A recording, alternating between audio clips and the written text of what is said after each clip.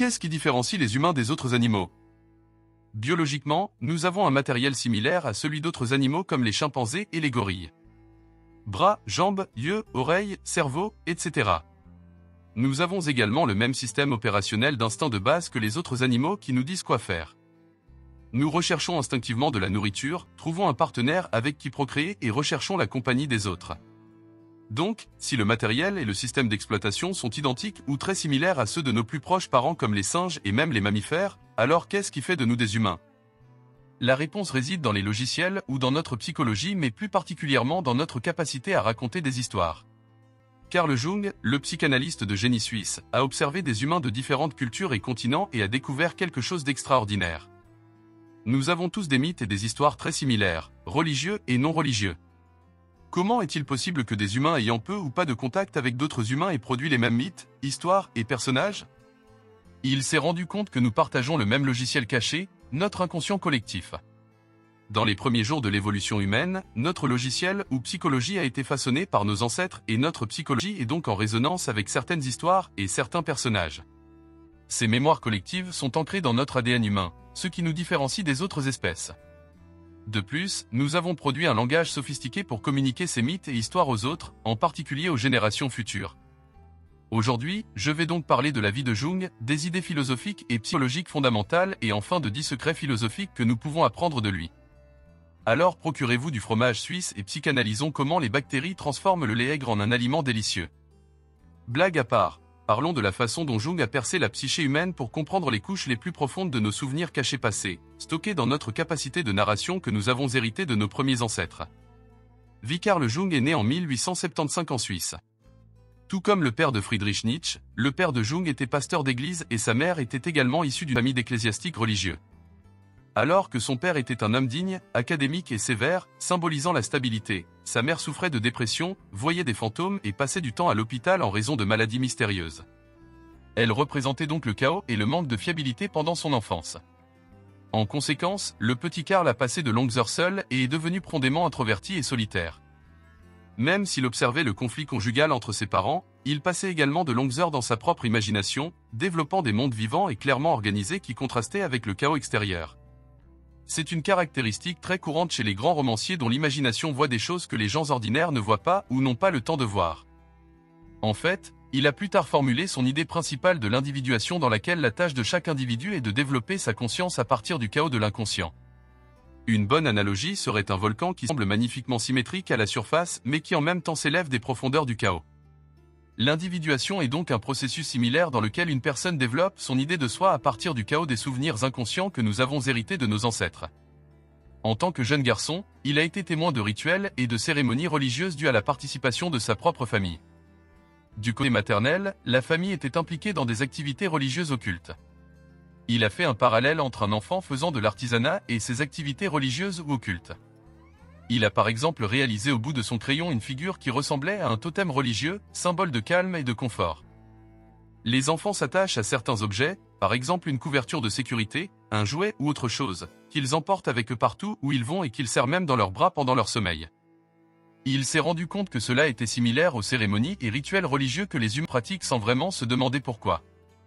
Nous le faisons simplement.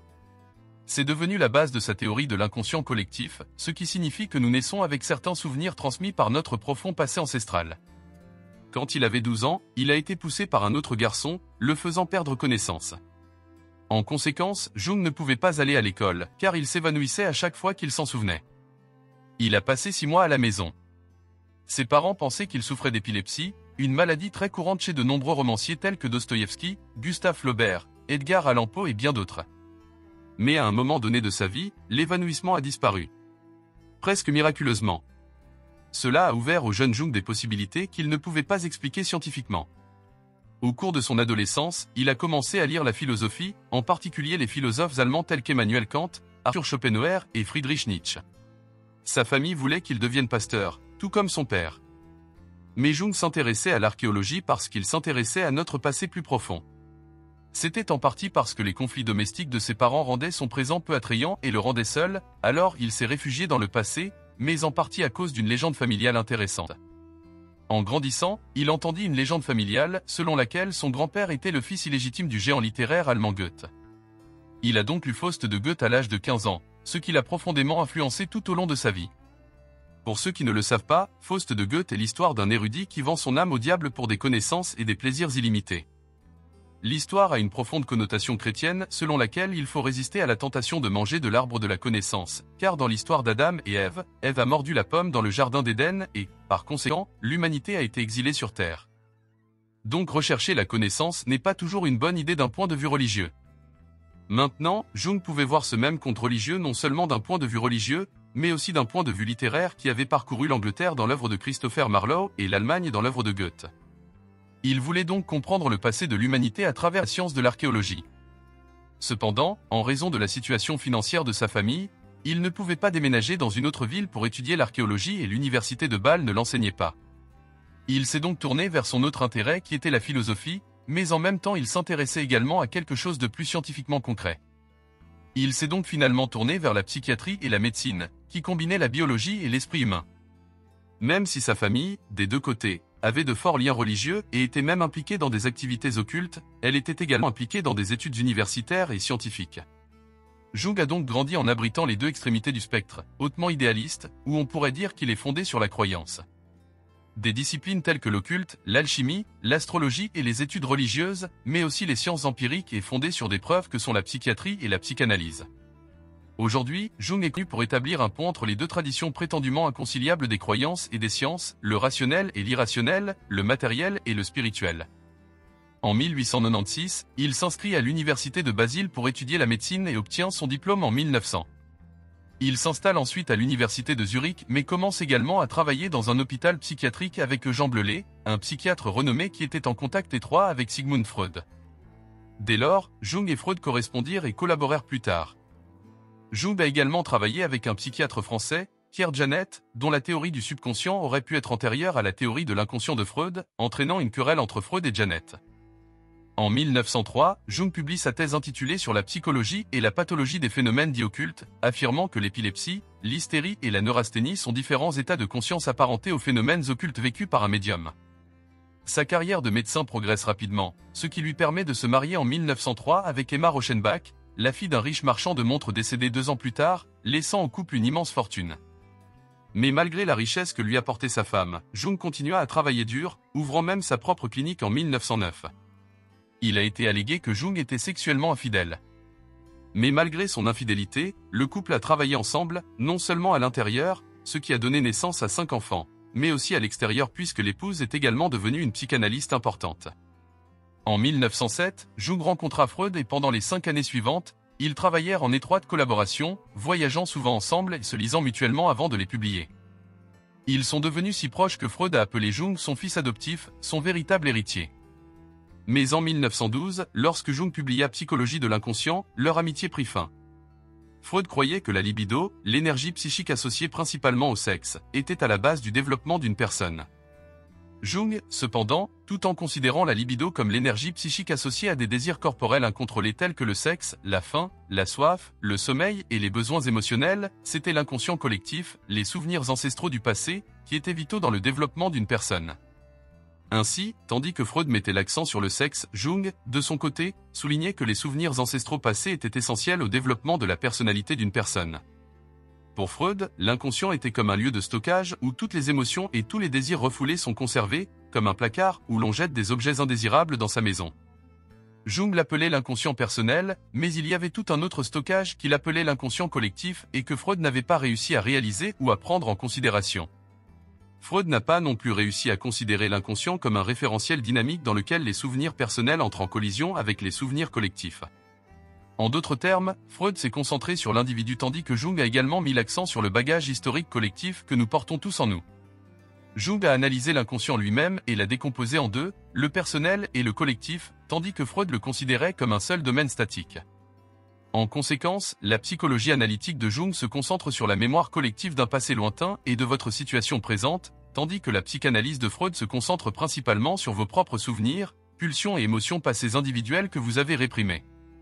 Le résultat de leur rupture a été difficile pour Jung, car tous les autres ont également rompu avec lui en raison de l'influence de Freud, le père de la psychanalyse, à l'époque. En 1913, il souffrit de psychose. Il est important de noter qu'il avait 38 ans à l'époque, une période cruciale dans la vie d'un homme, au cours de laquelle beaucoup d'hommes vivent une crise de la quarantaine. Homme pratique et scientifique, il a écrit ses expériences d'hallucination qu'il a appelées « Imagination active » dans ses Black Books, une série de cahiers qui sont devenus la base de son célèbre livre rouge. En 1914, avec le déclenchement de la Première Guerre mondiale, Jung fut contraint d'être enrôlé comme médecin militaire, mais cela constitua également une bonne distraction pour sortir de son isolement après avoir été ostracisé par Freud et ses amis. Alors que la Suisse était un pays neutre, elle devait faire face à l'entrée sur son territoire de soldats des deux côtés. Jung travaillait donc avec des soldats internés qui étaient perdus ou qui avaient fui l'ennemi et même leur propre armée. En 1921, il publie Psychological Type, dans lequel il discute de l'introversion et de l'extraversion en tant que type de personnalité. Au cours des 4 décennies suivantes, il a continué à écrire et à publier des livres tout en voyageant dans de nombreuses régions du monde, notamment en Afrique et en Asie, ce qui a solidifié sa théorie de l'inconscient collectif. Il a également donné des conférences en Europe et en Amérique. En conséquence, il a acquis une large reconnaissance auprès des universités, notamment celles du Royaume-Uni et des États-Unis. Il est décédé en 1961, à l'âge de 85 ans. Il est aujourd'hui considéré comme l'un des plus grands psychologues de tous les temps. Il n'est que le deuxième derrière Freud en termes d'importance dans le domaine de la psychanalyse, mais sa contribution est bien plus large que Freud, notamment dans les domaines de l'anthropologie, de l'archéologie, de la littérature, de la philosophie, de la psychologie et de la religion. Sa théorie de l'inconscient collectif est extrêmement pertinente pour la littérature et la narration. Des écrivains comme Hermann Hesse ont été influencés par Jung, notamment dans ses romans Steppenwolf, dont je parlerai dans une prochaine vidéo. Il a également influencé de grands artistes et musiciens, parmi lesquels David Bowie, les Beatles ou encore le groupe coréen BTS, sans oublier les films, les jeux vidéo, etc. En plus d'être un grand psychanalyste, il a également été un artiste produisant de nombreux grands tableaux comme en plus d'être artisan et constructeur. Par exemple, dans les années 1920, il a construit la Tour Bollingen, un petit château, où il vivait quelques mois chaque année, comme une sorte de retraite semblable à la cabane de Heidegger à l'intérieur de la forêt noire pour s'isoler et se connecter avec la nature. Jung a également eu des expériences dans la vie qui semblaient aléatoires et fortuites, mais qui se sont révélées très significatives. Cela a également influencé Wolfgang Pauli, le physicien quantique. Jung s'intéressait à l'alchimie. Son livre de 1944, Psychologie and Alchemy, voyait un lien entre les deux. Tout comme les alchimistes essayaient de transformer le plomb en or, les psychanalystes aident également les gens à transformer l'inconscient en un niveau de conscience supérieur à travers le processus d'individuation ou d'épanouissement dans la vie. Tout comme le processus alchimique comporte plusieurs étapes, un individu passe également par un processus de développement pour trouver son véritable but ou son épanouissement dans la vie. Je vais maintenant discuter des idées fondamentales de Jung. Idée fondamentale inconscient collectif. L'une des idées jungiennes les plus fondamentales est l'inconscient collectif, qui fait référence à nos mémoires collectives qui nous ont été transmises depuis notre première évolution, uniquement propres aux humains, que les autres animaux ne présentent pas. Alors que les biologistes et les scientifiques soutiennent que nous avons tous des instincts universels parmi toutes les espèces animales, tels que nos instincts de survie comme la faim et la sécurité ainsi que l'instinct reproductif de pulsion sexuelle, Jung soutient que l'inconscient collectif est très spécifique aux humains. Par inconscient collectif, Jung entendait nos mémoires culturelles universelles telles que les mythes et les personnages avec lesquels nous pouvons facilement raisonner et comprendre. Par exemple, peu importe où vous êtes né, vous pouvez reconnaître des personnages au sein d'une histoire comme le héros ou le méchant ou encore des archétypes plus spécifiques dont je parlerai plus tard. Cette idée d'inconscient collectif remonte probablement à Platon qui soutenait que quiconque ou quoi que ce soit qui existe dans le monde réel n'est que les nombreuses manifestations ou de simples ombres d'une forme idéale. En d'autres termes, le monde, par essence, n'est pas seulement un monde matériel mais aussi un monde d'idées, d'esprit ou de formes, comme il l'appelait. Nous avons un corps comme matériel qui est différent selon les personnes en raison de leur taille, de leur âge et de leur taille, mais nous sommes tous équipés d'un certain niveau de logiciel qui nous fait réagir aux mythes et légendes presque de la même manière. Peut-être qu'une analogie grossière ressemblerait à ceci. Notre constitution biologique est notre matériel. Et nos instincts alimentaires et sexuels sont comme une carte mère cousue dans notre biologie, tout comme un système d'exploitation. Et notre psychologie est notre logiciel qui selon la psychanalyse est divisé en deux sections, le conscient qui est la pointe de l'iceberg et l'inconscient qui nous est caché. Alors que Freud s'intéressait à la psychologie individuelle, à ce qui se passait à l'intérieur de leur subconscient, de leur enfance et de leurs luttes intérieures, Jung regardait à l'extérieur. Il s'intéressait aux points communs que nous avons tous, malgré nos différences culturelles ou religieuses. En d'autres termes, il existe certains mythes et symboles similaires que partagent tous les humains, quelle que soit leur origine culturelle. Alors que vos propres expériences d'enfance sont stockées dans votre propre mémoire individuelle, les mythes et symboles communs sont stockés dans ce qu'il appelle la mémoire collective dans le cadre d'une conscience collective. Ces mémoires collectives ne sont pas le résultat de nos propres expériences individuelles, mais héritées de nos lointains ancêtres qui se transmettent de génération en génération. Malgré de légères variations, ces mythes et symboles sont plus ou moins les mêmes dans toutes les cultures. En d'autres termes, une grande partie de notre psychisme ou esprit conscient est remplie des souvenirs de nos anciens ancêtres. Tout comme Freud a présenté les rêves comme preuve de l'existence de l'inconscient, Jung a également utilisé les rêves comme preuve de l'inconscient collectif. En d'autres termes, nos rêves sont comme des fenêtres sur nos mémoires collectives passées, qu'il s'agisse des premiers humains ou même des singes qui vivaient dans les arbres ou même plus loin dans le passé. Les drames sont comme des ponts entre l'esprit conscient et l'esprit inconscient. Par exemple, le rêve de tomber d'un endroit élevé pourrait même nous ramener à des ancêtres simiesques qui vivaient dans les arbres.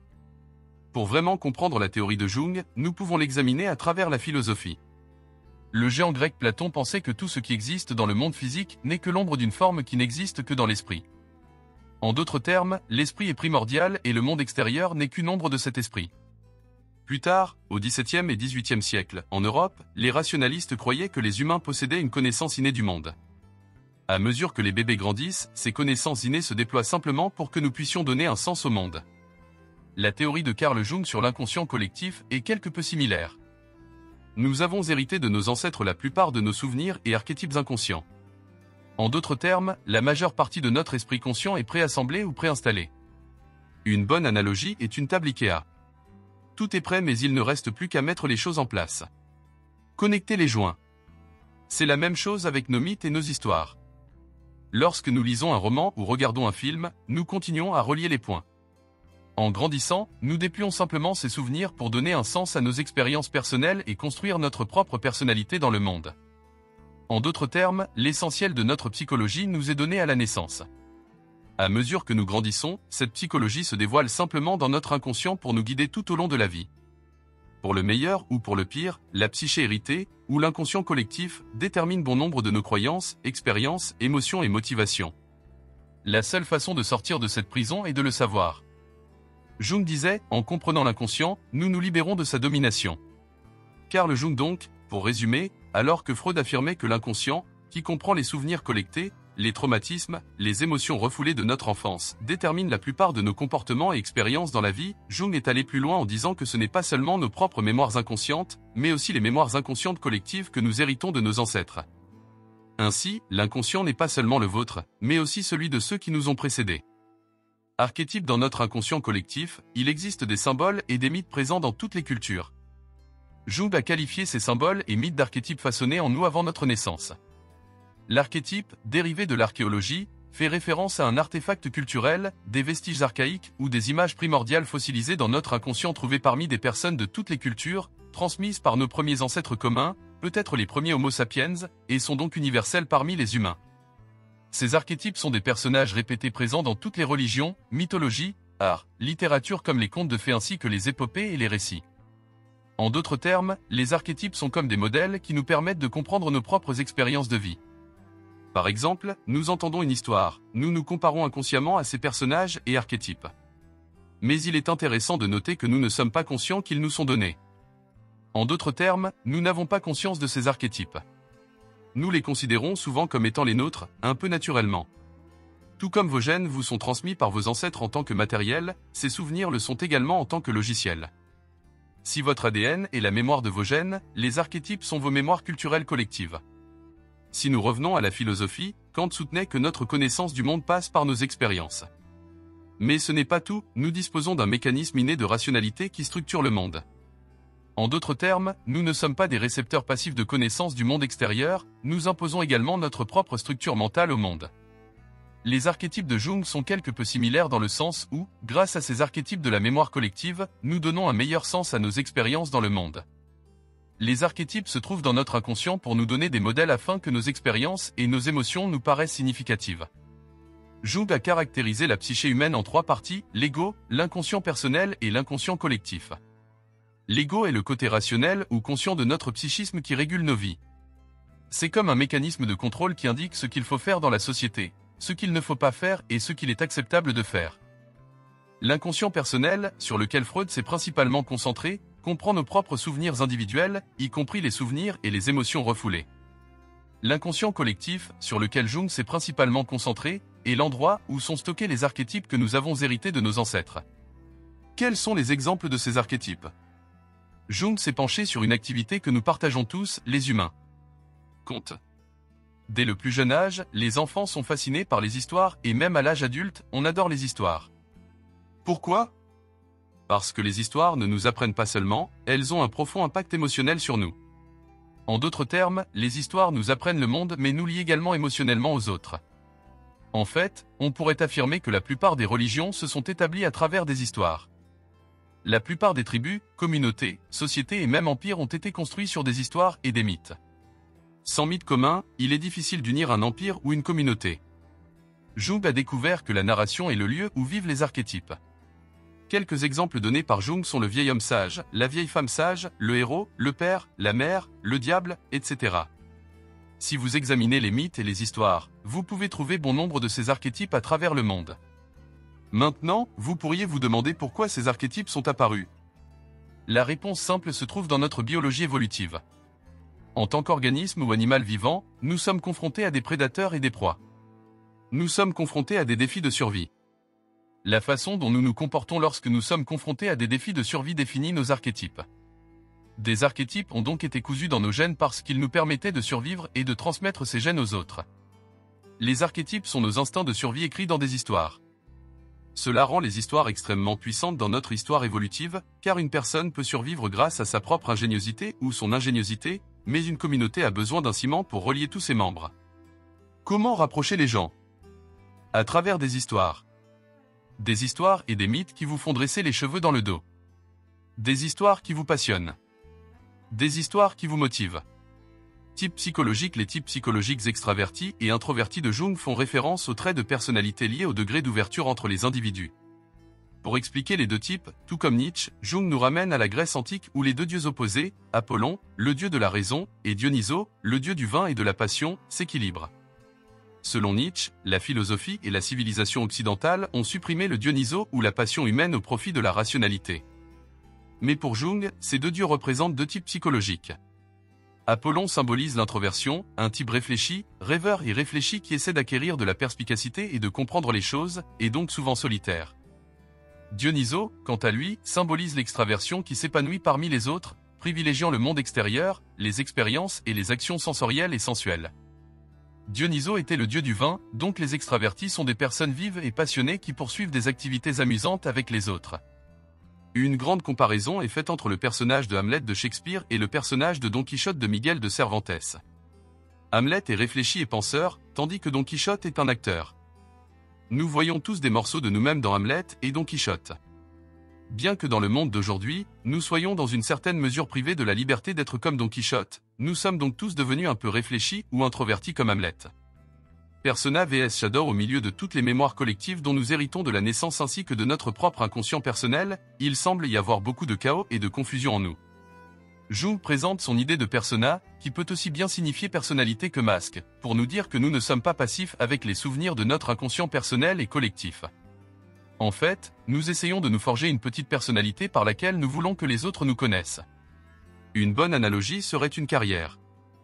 Nous avons passé des années dans des écoles et des universités pour nous tracer un cheminement de carrière et finalement nous sommes devenus enseignants, médecins, ingénieurs ou youtubeurs.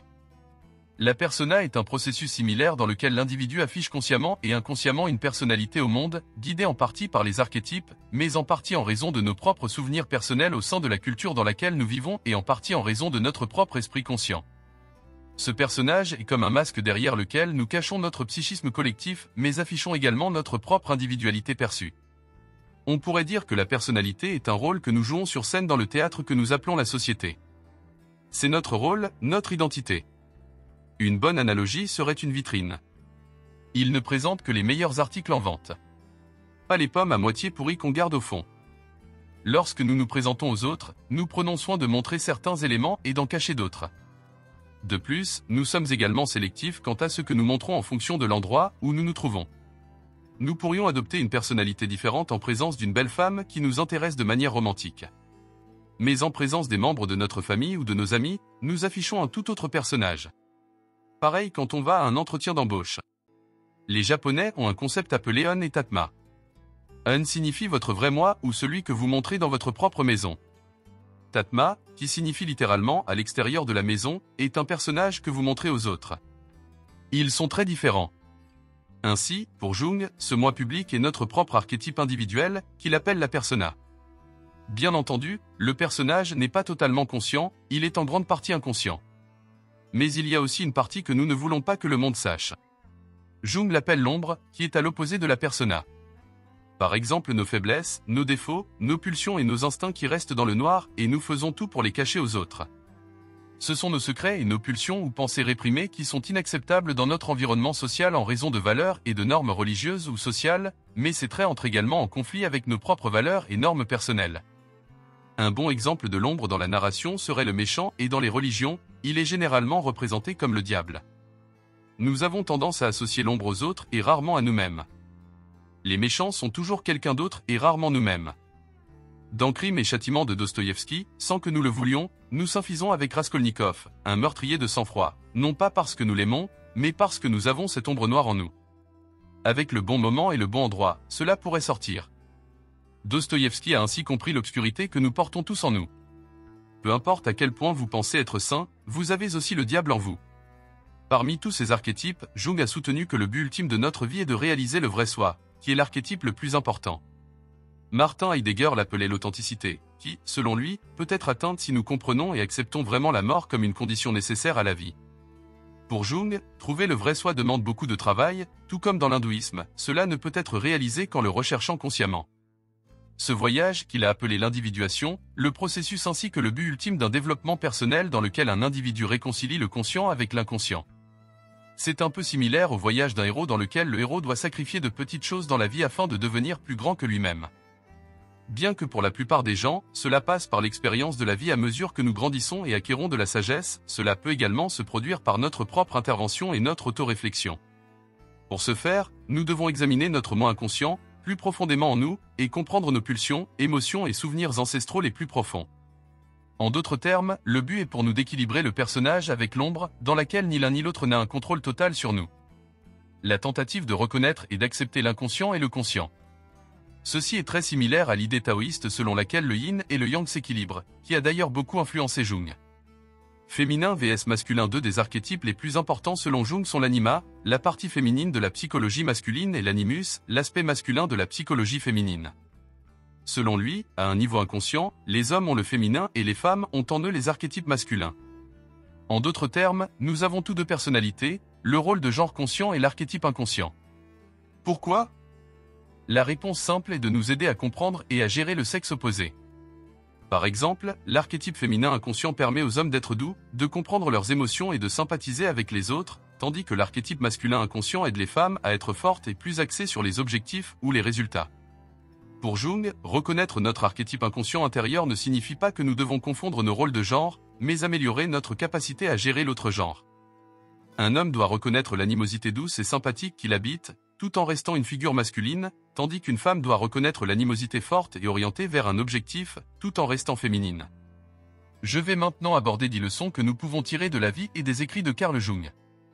10 leçons. Leçon 1. Ne vous limitez pas à une seule discipline ou croyance.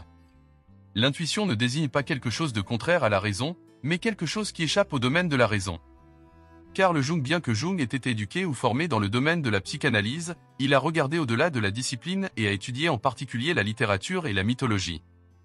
Comme nous le savons tous, le pouvoir de la narration dans notre psychologie est très fort. Dès notre plus jeune âge, nous sommes accros aux histoires. Maintenant, pourquoi ? La réponse simple est que les histoires ont dû être d'une grande utilité pour nos ancêtres. Pour faire simple, les histoires parlent simplement des erreurs des autres dont nous pouvons tirer des leçons. Bien sûr, le pouvoir des histoires va au-delà de l'aspect pédagogique, mais elles nous divertissent également et nous maintiennent concentrés et accrochés à une idée ou à un objectif. Le génie de Carl Jung a donc été de combiner la littérature et le récit avec la psychanalyse qui se développait à l'époque dans le monde germanophone. Puisque notre ADN contient des informations sur la façon dont notre corps développe certaines caractéristiques comme la couleur des cheveux et des yeux, ou la taille, ou la corpulence, etc., notre ADN contient également certaines propensions en nous envers certains archétypes et histoires. Comme je le disais dans ma vidéo sur Marcel Proust, la créativité naît lorsque deux idées ou disciplines différentes se heurtent ou se combinent. Dans le cas de Proust, il a combiné la biologie évolutionniste, la philosophie intuitive et l'art pour aboutir à de belles idées. Dans le cas de Jung, il a combiné narration et psychanalyse pour créer les souvenirs inconscients collectifs de certains archétypes. Être créatif, c'est donc regarder au-delà de sa discipline. Tout comme un artiste qui fait des allers-retours tout en peignant, il est créatif de regarder en dehors de sa propre discipline. Leçon 2, réfléchissez, ne jugez pas, réfléchir est difficile. C'est pourquoi la plupart des gens jugent Carl Jung. Lorsque l'on examine les intérêts de Carl Jung, on peut être perplexe, voire confus. C'était un psychologue sérieux, un scientifique pourrait-on dire et bien sûr un thérapeute. Mais il était profondément intéressé par des domaines que l'on pourrait considérer comme de la pseudoscience. Son intérêt pour l'alchimie et la psychologie paranormale peut sembler non scientifique et même irrationnel, mais Jung n'a pas jugé ces disciplines en fonction de la façon dont les autres scientifiques les voyaient. Il s'est plutôt posé cette question. Disons qu'il s'agit de pseudosciences, mais pourquoi ont-elles persisté si longtemps dans l'imaginaire humain? En tant qu'homme ouvert d'esprit et curieux, il souhaitait trouver des réponses plutôt que de rejeter les choses au pied de la lettre. On peut en dire autant des mythes et des légendes. On peut facilement les rejeter comme rien d'autre que de la fiction ou le fruit de l'imagination, mais Jung s'est ensuite demandé pourquoi nous sommes attirés par les mythes et les légendes et comment se fait-il que nous ayons inventé de tels mythes et légendes en premier lieu. La leçon est donc la suivante. Il ne faut pas rejeter quelque chose sans vraiment aller au fond des choses. Au lieu de juger quelque chose comme irrationnel ou pseudo-scientifique, il est préférable de l'expliquer et de trouver des réponses sur la raison pour laquelle nous avons eu l'alchimie ou pourquoi la parapsychologie a existé en premier lieu. En d'autres termes, vos préjugés peuvent parfois être notre pire ennemi pour obtenir un aperçu ou faire avancer les choses. Nous sommes superstitieux. Les gens les plus rationnels croient encore à une certaine forme de superstition.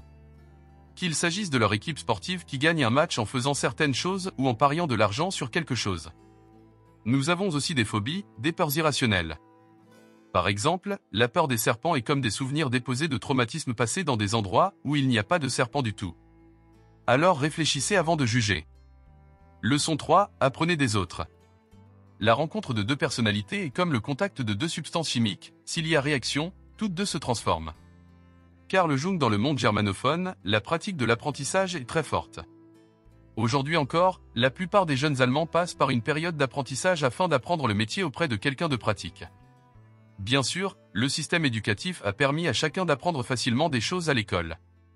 Par conséquent, la nécessité d'apprendre un métier sur le tas est devenue moins populaire, mais rien ne remplace l'apprentissage de quelqu'un sur le tas. Jung a donc passé des années à devenir le disciple d'autres psychanalystes comme le psychiatre suisse Jean Bleulet, le psychologue français Pierre Janet et bien sûr Sigmund Freud, le père de la psychanalyse. Il est très important d'avoir quelques mentors proches auprès desquels apprendre. Aujourd'hui, beaucoup de gens rejettent le passé et ceux qui l'ont précédé. S'il y a une chose que nous pouvons apprendre de l'histoire, c'est que nous devons apprendre et apprécier ceux qui nous ont précédés et essayer d'utiliser la plupart de leurs connaissances et de leur sagesse.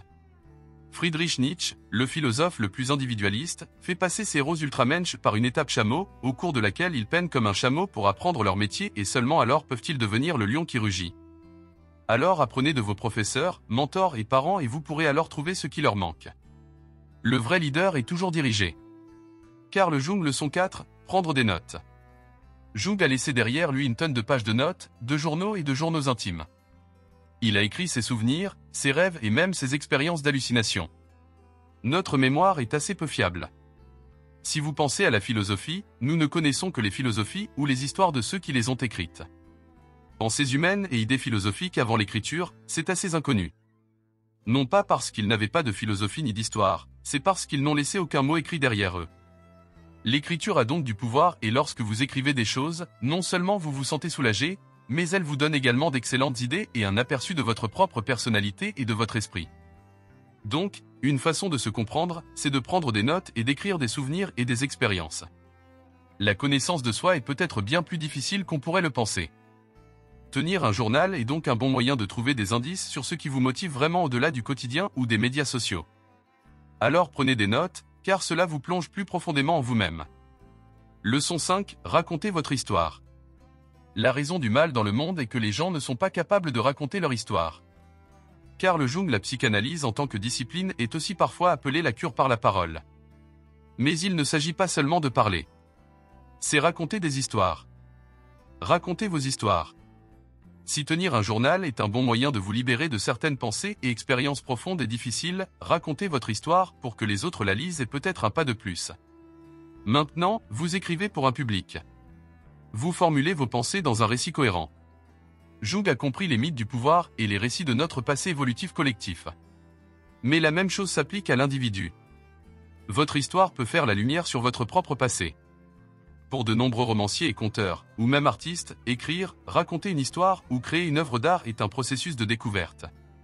En racontant votre histoire, vous partez pour un voyage de découverte de vous-même. Leçon 6, l'art est une thérapie. L'art est une sorte de pulsion innée qui s'empare d'un être humain et en fait son instrument. Pour accomplir cette tâche difficile, il lui est parfois nécessaire de sacrifier le bonheur et tout ce qui fait que la vie vaut la peine d'être vécue pour l'être humain ordinaire. Carl Jung non seulement en psychothérapie, l'art est souvent utilisé pour traiter les patients, mais des philosophes tels qu'Arthur Schopenhauer et Friedrich Nietzsche, et bien sûr Carl Jung, considéraient l'art comme un antidote à la souffrance. Schopenhauer soutenait que la musique était la seule façon d'échapper à notre condition humaine de souffrance perpétuelle. Nietzsche a présenté l'art comme un antidote au nihilisme car il nous donne le but ultime de la vie. Jung a observé comment l'art guérissait ses patients traumatisés en atteignant leur anxiété et leur peur. Aujourd'hui, non seulement la danse et la musique, mais aussi les contes et l'écriture créative sont utilisés pour guérir de nombreux patients atteints de maladies mentales. Tout comme les civilisations survivent et prospèrent grâce aux mythes et aux histoires, sur le plan personnel, nous survivons et prospérons également grâce aux histoires, aux arts et à l'artisanat. Nous connaissons tous le meilleur conteur de notre famille. Vous vous sentez proche d'eux. Ils restent dans la mémoire collective de ceux qui les ont entendus raconter des histoires. Notre personnalité est notre histoire que nous racontons au monde consciemment mais aussi inconsciemment. L'ombre est cependant l'histoire que nous ne racontons à personne. Seuls les grands romanciers sont capables de puiser dans leur monde d'ombre pour se connecter à l'inconscient collectif et raconter des histoires perspicaces et psychologiques. Dostoïevski était un grand romancier dont les récits psychologiques terrifient mais révèlent aussi quelque chose de plus profond en nous. Leçon 7, la discipline mène à l'illumination. J'ai observé qu'une vie dirigée vers un but est en général meilleure, plus riche et plus saine qu'une vie sans but, et qu'il vaut mieux avancer avec le courant du temps que reculer contre lui. Carl Jung, on croit parfois à tort que ceux qui sont éclairés ou qui ont mené une vie épanouissante sont souvent des personnes passives, paisibles, tranquilles et inactives. La vie, au fond, est une lutte. Tout s'obtient par la lutte.